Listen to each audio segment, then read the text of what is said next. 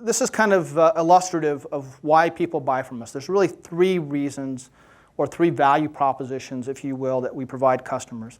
The first is safety, and I'm going to come back to that in a second and talk about why traditional chemicals pose such a safety hazard and therefore an opportunity for Miox to displace them. The second one is quality, and I'm not going to get into this in detail, but suffice it to say that when you treat water with traditional chemicals, you can get the desired effect in one sense, but create a lot of undesired byproducts. Some of that is in the form of carcinogens, some is smell and taste, odor issues that you might associate with, say, a swimming pool, that chlorinous odor. Our systems basically work in a way that eliminate a lot of those undesired attributes.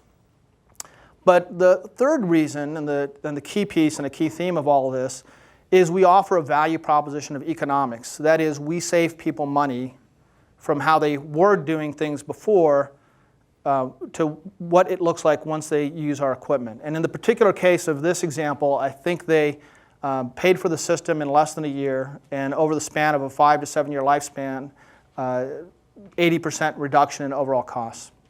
But at the end of the day, it comes down to cost, and that's one of the themes I want to really weave throughout this discussion is if you can't give people an economic value proposition, you're really not going to get a particularly large segment of the market. And so all of our energy has been on driving our costs down to give more economic savings to the customer.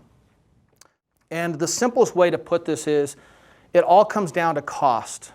I wish the world worked in a way that we all bought the products that made the most sense for all of us. But at the end of the day, there's a financial impact. And a lot of people forget that in clean tech. They come up with these world-changing ideas, and folks say, hey, I want to go follow that, I'm compelled.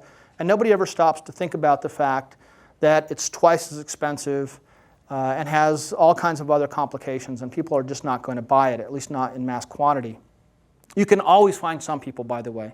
Kind of sum it up this way. Some people are willing to pay more to get less, if it's the right thing to do. But most people want it the inverse, right? We all want it the inverse. Give me more and let me pay less. And that's really why we've had to focus on having a really key economic value proposition.